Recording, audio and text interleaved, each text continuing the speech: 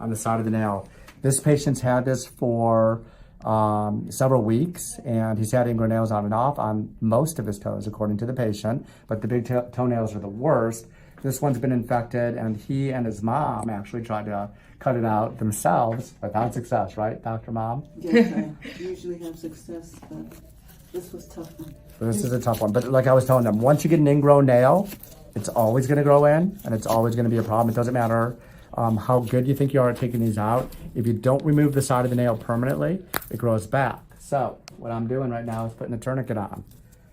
And we're gonna open this area up so we can take a look and see what's underneath and do the procedure. And we can see okay on the video, yep, light's good enough there. So we've got the tourniquet on, I've numbed him up, I put some lidocaine with a little bit of epinephrine in there so it doesn't bleed. This patient is actually younger, he's got excellent blood flow, never have to worry about the epinephrine in the toe, but it helps with the bleeding. And he's a little bit bigger of a person, so the bigger you are, the more pressure there is on the veins, so you tend to bleed more actually, the further away from your heart that you are. So in the toes, if you do bleed, you end up bleeding a lot more than normal. So epinephrine is gonna help to keep this a little drier than normal, but he still may bleed. Are you feeling anything up there? Just pressure, right? Just pressure. Okay, good. So what I'm doing is freeing the sides of the nail. This side you can see is actually ingrown pretty badly too. Oh, you feel that up there? Yeah, I feel that. Okay. So he can feel a little bit still. So what I'm gonna do is just add a little bit more local. He's already numb, so I'm gonna go in where he's numb, but I'm gonna put more in so it diffuses to the area that I need to. And you can see right here, I'm gonna put it right here. So mainly the nerves that don't get numb are usually on the bottom of the toe. And those are the nerves that bring, can you feel that up there? Do you feel the burning? No. Okay. On the bottom of the toe, believe it or not, the nerves shoot up peripheral nerves to the toenail itself. And that's where the nerve endings are on the toenail, on the bottom of the toe a lot of the time. So I'm gonna drop most of this medicine right here on the bottom of the toe in that quadrant. So it's the plantar medial quadrant that I'm dropping the medicine. So it should get real numb on that side. We'll test it in just a second, but it gets numb very fast, especially because there's lidocaine with epinephrine, and that numbs up pretty quickly. So we're gonna work on the other side first to give that even more time to numb up. So let's see, let me make sure this is free again. So we'll go back to this, and that is free. We're gonna take the side of the nail out. Any pain on this side of the toe? Okay, nothing good. Yeah, you won't. The other side should be fine. So we're gonna clip that. And then we're gonna take the side out. Normally I'd free both sides at the same time, but we want to just give it a little more time to get numb. So you can see I'm under the skin right now. And I've got it clicked, and I can feel it, and I do it slowly because I don't want anything breaking off there. Also, it's good because you can actually see what's connected to the nail, and you can see that's a nice sized chunk. I have a feeling the other side's actually gonna be worse. But if you look, you see that, Mom, in the video there? Wow. See how big that chunk is? Yeah, it's great when you look at it up close because you can see the extent of it. So we're gonna take this piece of skin off of there, clean out the side right here, make sure this is all cleaned off. And this is just dead skin here. And this is all ready to come up. Anyway, over the next 4 weeks, this will slough off anyway, some of this dead skin here. I'm gonna go in here and by feel, I'm feeling around and make sure everything's gone, and it is. That's clean on that side. So now we're gonna test the other side again. I'm gonna see if he's numb. We're gonna test you out. Let me know if this, can you feel anything? No. Good. You're numb now. Legendary. Yes. So now we're gonna go in, we're gonna actually click this like we did on the other side, and I'm all the way back. And you can see how it kind of fell as I clicked. And that means it's down at the eponychium. The eponychium is where the toenail grows from. And now I can clamp onto this, and we're gonna see if I'm right, if this side's actually bigger than the other side. And I've got it clamped, and we're gonna pull it, and you can see the chunk coming out. Significant, I'd say it's probably equal. What do you think? Equal in size? Yeah, it's about equal in size to the other. Maybe a little bigger. Okay. But we can see right here on the side. Let's take a look on the table. This was the side I just pulled out. It is bigger. It's more significant, but I may have pulled out a little bit more on the other edge of it. But still, it is significantly bigger, and it's growing in a little more. So now we can clean the rest of this. You can see this piece right here of skin. We're going to get this out. And we'll get a new 4x4. Make sure this is nice and clean. I'm gonna have, because of the infection, I'm gonna have him soak this in white vinegar and water. So he's gonna take a couple tablespoonfuls of white vinegar to about a pint of water to soak it. That's gonna help anything drain out of it. It also changes the pH a little bit, and certain bacteria like Pseudomonas aeruginosa. I think that's how you say it. At least that's how I say it, and that's how I've convinced myself that it's pronounced. But Pseudomonas actually can't grow in that type of pH, so it's good for that. And then it is also good for drawing out any kind of fluid from the area. So I'm mainly more concerned about this side, on the lateral side, than the medial side. So I'm convinced I could have been we're gonna go successful ahead. We're gonna put if I had your numbing stuff.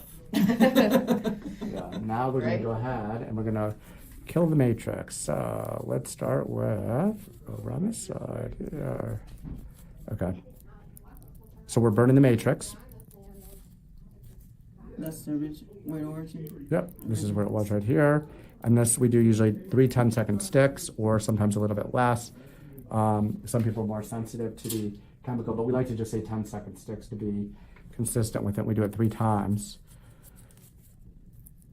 And that's just so we can burn the nail matrix so it's not going to grow back again. Are you able to see that pretty well on there? Yep. Okay, good. Does Like I said, it's not everyone exact. get this? A lot of people get this. It's hereditary. And usually with kids, it'll show up usually when they start growing fast, or if they gain weight, because the extra weight on the foot actually will cause the skin on the side to cloak over. It comes over the top of the nail where it's already growing in, so it exaggerates the ingrown nail. So you can imagine if you're just standing there and you haven't gained any weight, Right. and I just handed you 5 pounds at a time. As I hand you 5 pounds at a time, there's more pressure on the bottom of this toe, and there's more and more pressure, and then it starts to, the skin on the side starts to roll over the top of the nail. And that's just from extra weight on it. So that's really the mechanism that exaggerates it, and that's usually what brings on the ingrown nail and the pain from the ingrown nail. And the other thing is that when it grows in like that for long periods of time, the nail is actually dirty, and it will get infected because the bacteria can't escape, so they start to replicate basically under the skin, and then you get a bad infection, which is called an abscess, and then you get pus. So one more stick here. You doing okay back there? Clean under in there. You okay? Yeah, I'm right. All right. And then I'm going to do one more thing here. So this side looks good right here. You can see the white. This one's great for viewing purposes. You can see how white it is there. It's kind of a whitish grayish color. That way we know the nail matrix is burned. The other side, it's a little more bloody, but I'm gonna see if I can just clean, now that we've done the chemical, if I can get this, clean out the skin a little bit here on the side, and I'm gonna take a little bit of the skin off just for the purpose of, for cosmetic reasons. When it heals, it'll heal in better rather than having the skin flapping around here. And I'm using a tissue nipper right here too. You can see, we'll clean this up here. And there's one more bit here on the side that I want to get out.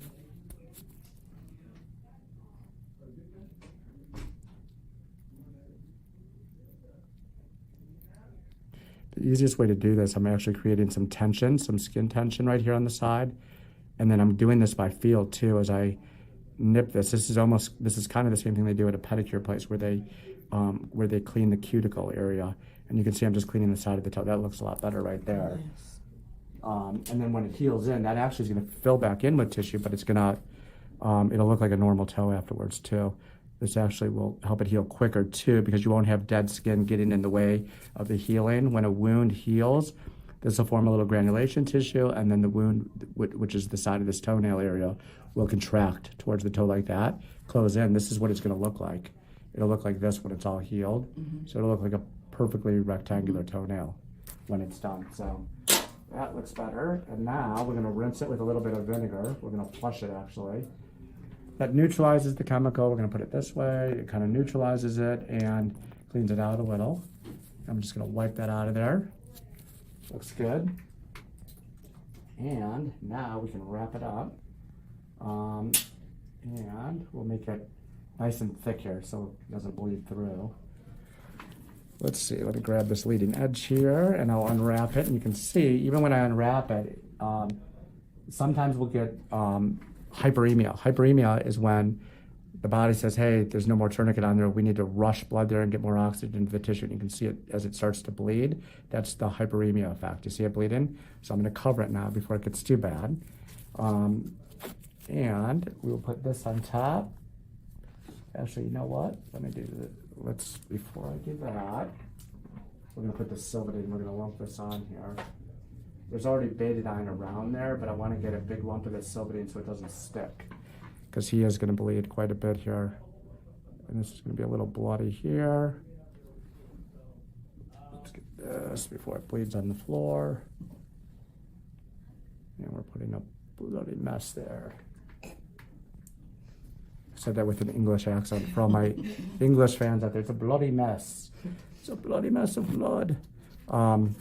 Anyway, he's going to take this off tomorrow and start soaking it in white vinegar and water. So we'll cover this up before it starts to bleed. Now what I'm doing is using a little bit more pressure here as I do this. And again, because of his size, when he stands up, there's going to be a little more bleeding than normal.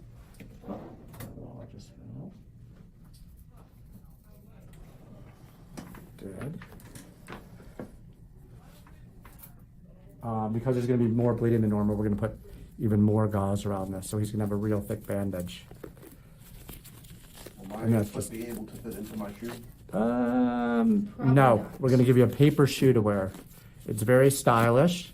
It's the new style that they're wearing around Tampa, so you'll look great with paper shoes on. Oh, word? Can I have 6? You can have 6. You can start a trend. There you go. How long Well, will it hurt? you're going to be the beginning of the new trend. That's how you started. So that's it. So that's it. So we've got a brand new toe form. The ingrown nail is removed. He's going to be really happy. It will be a little bit bloody tomorrow when he takes it off, but when he soaks it, it's going to draw the fluid out of there. And he'll put some pressure on it with a little bit of gauze the first couple of days, but otherwise it should heal up great. And if you like what you see, we'd like you to subscribe to the channel.